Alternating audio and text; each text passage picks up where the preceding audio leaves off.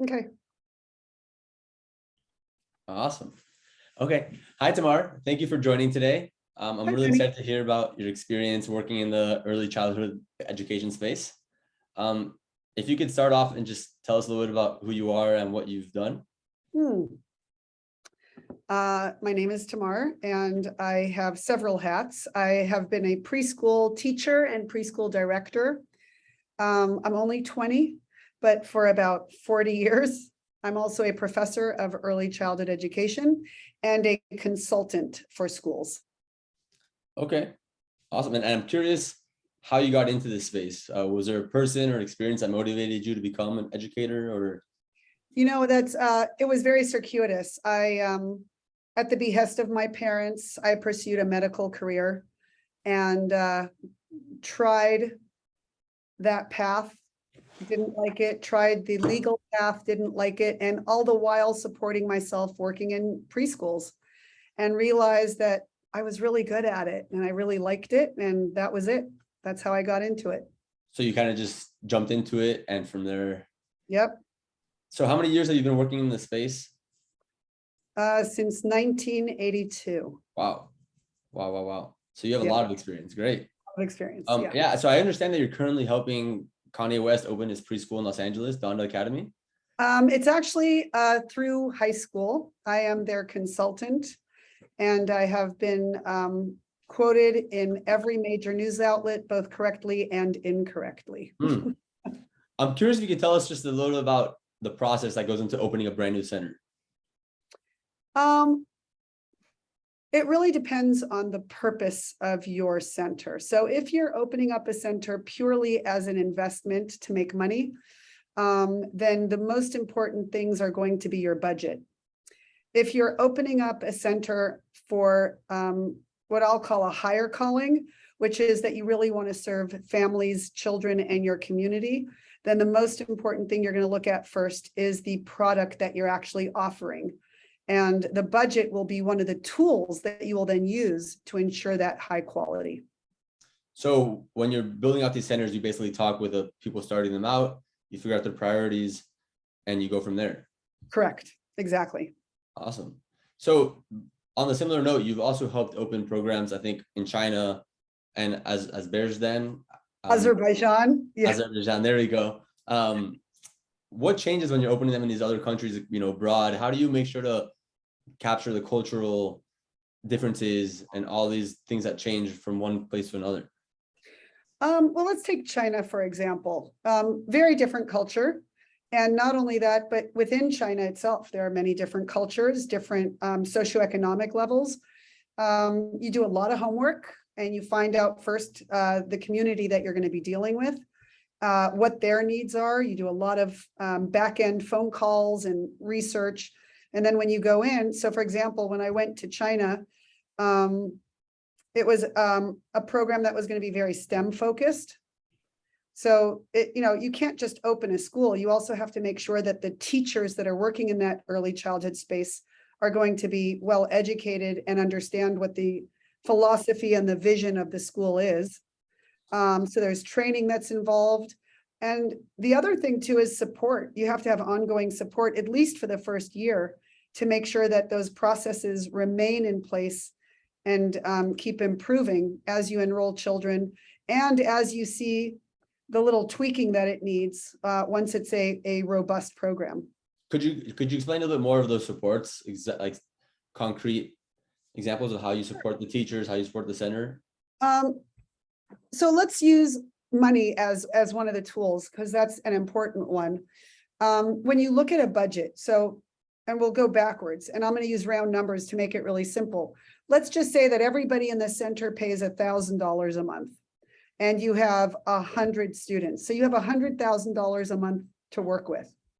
How you allocate that money is going to really create the kind of environment that you either want or that you didn't expect. So if you want really high quality teachers, you've got to allocate a large portion of that $100,000 a month to teachers, payroll taxes, insurance, et cetera.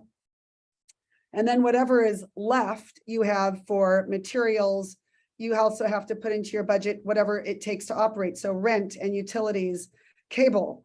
You have to have incidentals, consumable supplies, non-consumable supplies, repairs. And then you need, your groundskeeper and the person who comes in and cleans up at every night. Little things like toilet paper cost money.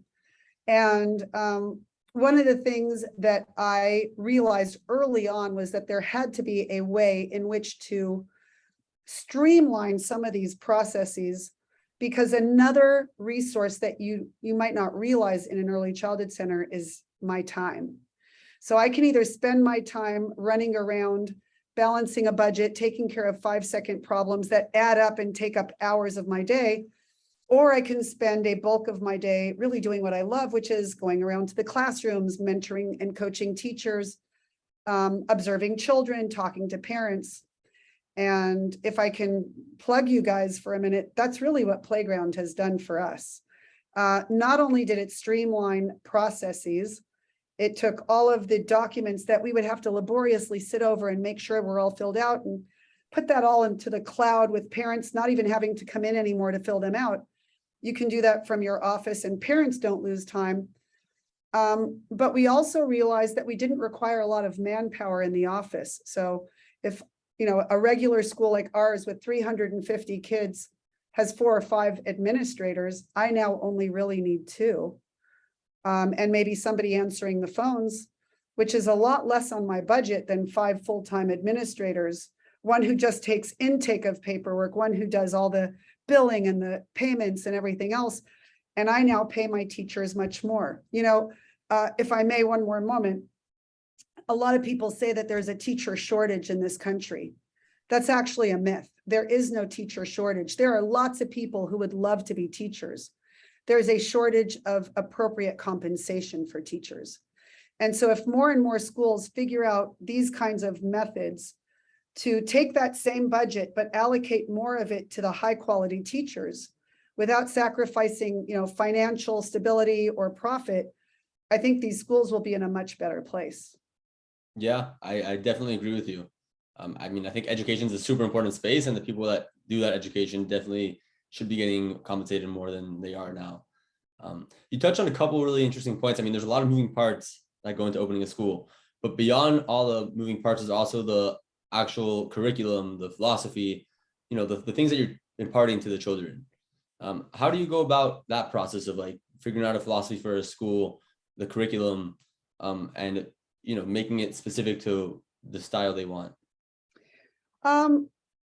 Philosophies are generally based on the owner, director, or governing body's ideology. So you either have nonprofits. Nonprofits will generally have a preconceived idea already of their philosophy, whether it's a religious philosophy, or we want to have a green planet, or we want to have more, we call it DEI, diversity, equity, and inclusion. And so those will generally frame them. If it is more towards the for-profit centers and they are service-based, so we want to offer a service to the people in our community, we offer childcare, extended hours, etc. Then it depends also on their level of education and expertise. Are you going to be developmentally appropriate? Are you going to be project-based? Kind of like if you were in elementary school and you learned how to use computers on a Mac, you'll always be a Mac user. Many of these philosophies will be grounded in whatever the people who run it have experienced and want to do. But curriculum is something different. Curriculums, there are many curriculums that you can purchase. And a little background, just Head Starts in the United States have approximately 50,000 classrooms. Okay, so just Head Starts, 50,000 classrooms in this country. If you are a manufacturer or a person who sells curriculum, you can make a lot of money because it costs approximately $10,000 a class per year.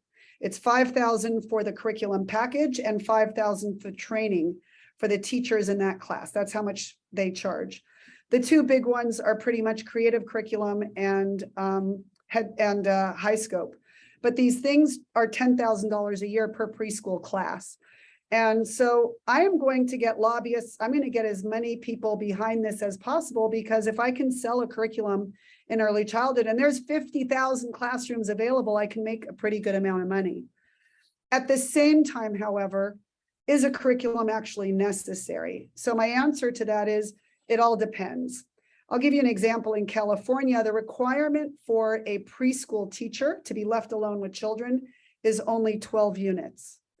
That's not necessarily enough to really understand special needs, identification of special needs. What is it that they'll need when they go and matriculate to kindergarten? So my director might determine that I'm going to buy, they'll buy a curriculum package for my school to make sure that all of those benchmarks are met. But if instead you hire teachers who make more money, right? So a 12-unit teacher is not going to make the same as a teacher with a bachelor's or a master's degree. If I instead hire somebody with a bachelor's degree and a master's degree, and I can pay them more money, I can give them the money that I would instead have used to purchase a curriculum model, right? Mm-hmm. And so that's why I wear several hats. So the professor part of me is, I am pushing for teachers to make more money, and thereby not necessarily need a curriculum model. They're not bad. They serve a purpose, but I don't know that everybody needs them. Definitely. I mean, very interesting ideas there. I heard you were in a podcast, The Clergy Suite, and you had mentioned the idea that teachers are the architects of children's brains. And I feel like that kind of touches up on the curriculum, the philosophies. I love this idea, and I'd like to hear more about, the environment you aim to foster for the teachers that, to help these students develop, and, how that process goes to help the kids really form. Every human is born with 100 billion brain cells. Every one of those brain cells can make up to 20,000 connections. That is, that's an astronomical number. I have no idea even what that number is. And so every time a teacher says something to a child, there's a big difference between, oh, nice, nice, nice, or, I really like the intention you put behind choosing those colors. Can you tell me a little bit more about it? The first nice, nice, nice, the child knows that the teacher is just giving lip service. Children aren't stupid. But in the second one, what's happening is a relationship is being fostered between the child and the teacher. And a teacher who understands that knows that a child, what they learn in school doesn't matter. What a child really needs is to love coming to school. And so the most important thing that happens in an early childhood space is for a child to go, oh, my teacher likes me. They care about what I say. I think I like school. And changes the perspective that they have for all the years to come when they matriculate to higher grade levels. And so they are the architect of the child's brain, because the teachers are the ones who are deciding really which connections, if any, are happening in those brain cells. Nice. And how do you foster this, environment of positive reinforcement and, really giving that effort to the kids? I'm sure some teachers face burnout. Some teachers get tired of dealing with preschoolers all day. How do you keep pushing them to be the best version they can be? That's where that comes with education, really understanding child development, early childhood education is grounded in theories of psychology, educational theories, and understanding how people work, how the brain works, to understand how to access them better. If you're a math teacher and you go in thinking, I'm just teaching math, that's the wrong perspective. You're teaching people. You're teaching people about math, but you're teaching people. Mm-hmm. Yeah, I love it. It seems like you're very people focused, very, individual focused. That's great. That's great. I also know that you've been at Temple Isaiah Preschool for, I think, 19 years now. 20, almost 20, yes. 20? Wow. Okay. And since you've joined, I think you've helped triple the attendance, the enrollment at the center, and you've gotten a ton of achievements for the center. I'm curious, what advice would you give to other leaders in the space that are trying to do the same for their centers, trying to increase enrollment, trying to get more recognition? That's a great question.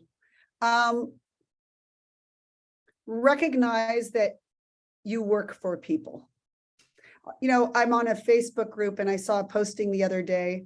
Oh my gosh, I can't take these parents who are always coming late. Did you ever ask why they're coming late? How do you know that they're not going through some kind of hardship? Maybe they're coming late because they've got a family member in chemo and the chemo is running late every day and they're doing everything they can to balance all these different parts of their life. A little more compassion, a little bit more empathy, and really listening to other people, hearing their stories, and maybe even saying something like, I've noticed that you're coming late every day. Is there something I can do to help support your family? You must be going through something. Compassion. Okay. Right? Yeah. And Yeah. what about technical things they can do to increase enrollment? I mean, strategies that you've taken up. Oh, here, let's go back to just even, technology. In the olden days of Temple Isaiah, or even I even remember going to Santa Monica College and waiting online for hours to enroll in classes.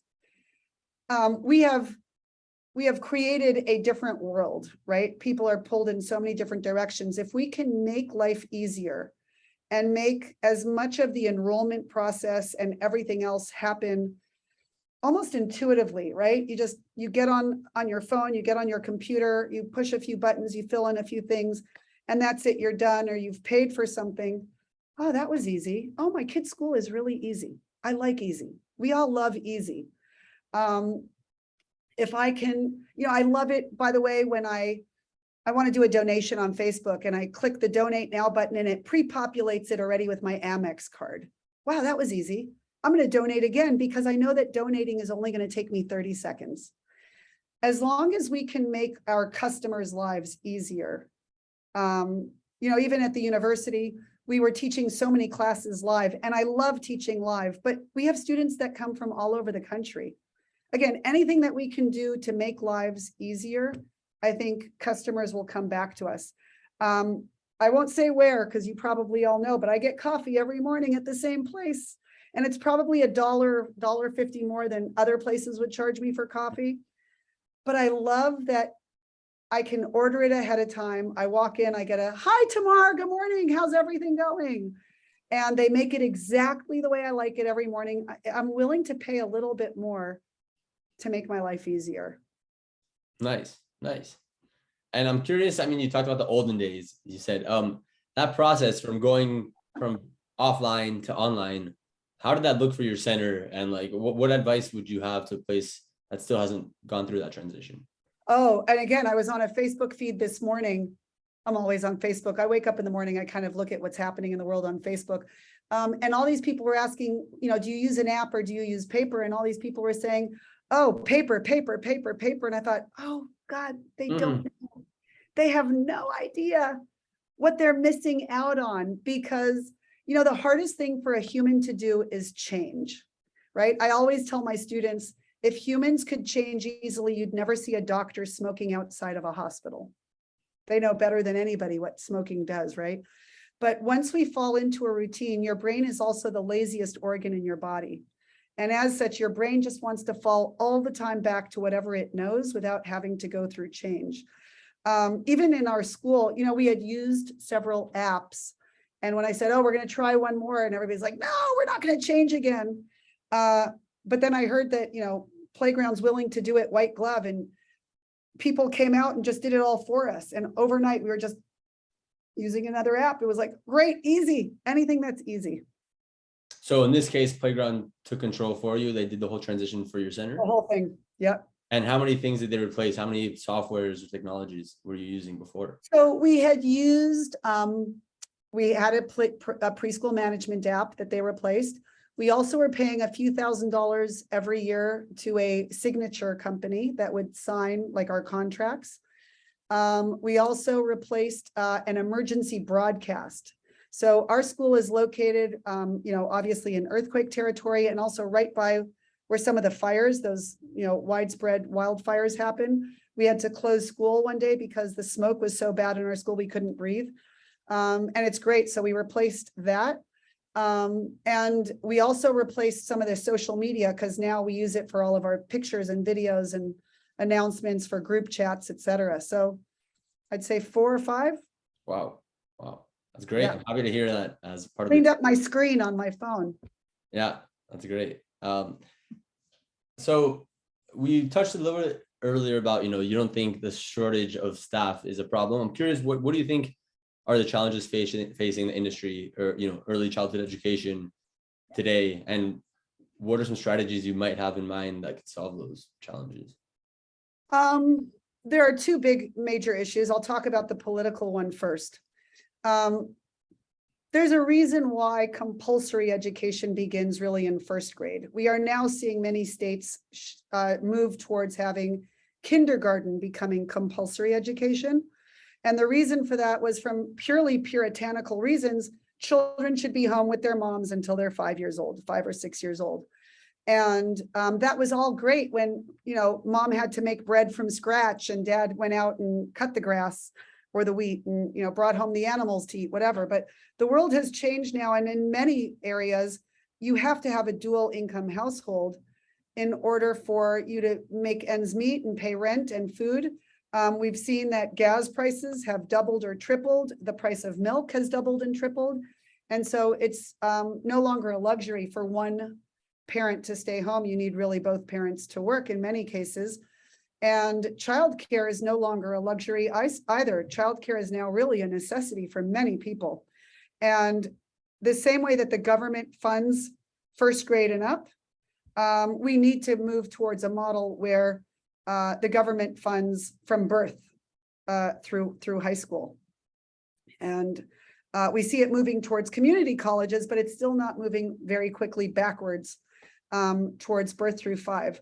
And the other part that's essential to that is understanding that we talk the talk, but we don't walk the walk. We know that in the first 5 years, we call these critical periods of development. So there's critical periods and sensitive periods. Critical periods are literally where you are creating the connections in the brain. And if we know that that happens from 0 to 5, why is it then that most state governments are only requiring early childhood teachers have a minimal amount of education? And by doing that, we keep the lid on allowing us to become a full-fledged profession.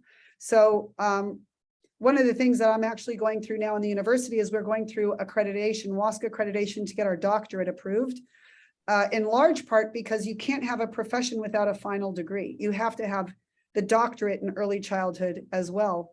And you also have to have people who are making enough money to warrant getting a doctorate.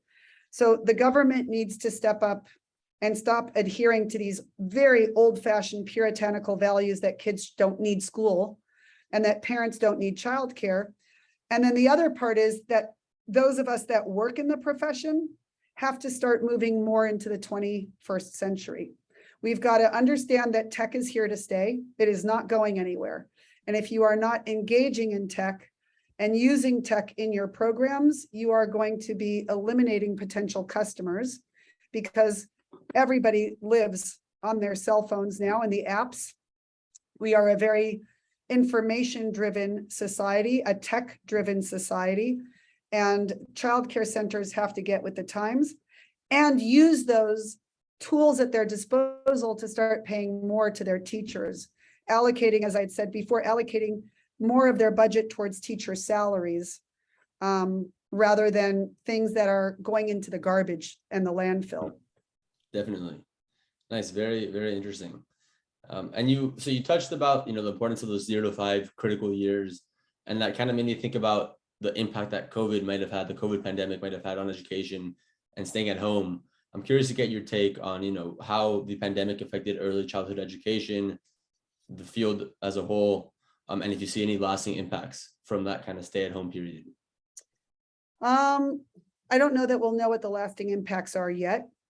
Young children, we call these things ACEs, adverse childhood experiences. So quite obviously, going around, everybody having a mask, not being able to see somebody's face, not being able to see how to pronounce words, being told that it's scary to go outside, being told that there's germs and things that could hurt you. In some families, seeing people get very ill, maybe even people dying.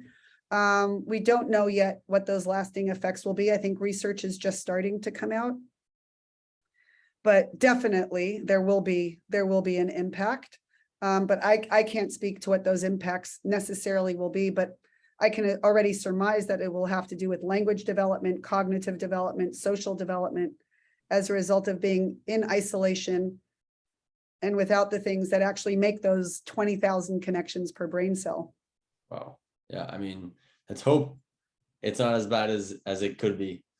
Yeah. Yeah. Amen. I'm curious from your perspective. I mean, what advice, after being so many years in the industry, would you give to someone that's looking to get into the early childhood education space, either as a teacher or as an administrator or owner? It's a great space to be in. It is one of those things that will always be necessary. People will always need water. They'll always need childcare.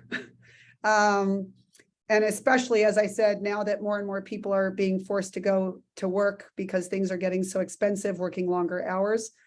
But go into it really with the right reasons. And if you go into it with the right reasons, there's a lot of money to be had. It's a very lucrative field. It is lucrative both financially. I think it's also lucrative from a sense of personal satisfaction, professional satisfaction, and doing really good for your community. Childcare centers that are centered in communities that don't have many have the ability to bring their communities together, to bring people together, to celebrate diversity, and to maybe create the next generation that won't be as screwed up as this one. Okay. Better And politicians. yeah. Yeah. I mean, what would you tell yourself 20 years ago? What advice would you give yourself when you were first starting? You have no idea how much fun you're going to have. Okay. I had no idea how much fun this field was going to be for me. Wow. It is an absolutely amazing field.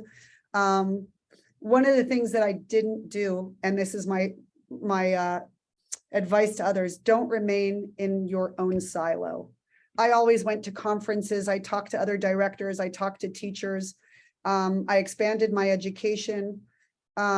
That's what makes life fun, is meeting other people, seeing what other people do, and having that growth mindset. Great. Wow. Very, very interesting. I mean, that's all I have for you. But I really appreciate your time. Super helpful. Thank you for all your contributions to the space. You are definitely one of the pioneers, I would say, of the early education space in America and in the world. So it's a pleasure to talk with you. Wow. Thank you. I don't know I if mean, that's, thank you. You're an accomplished lady.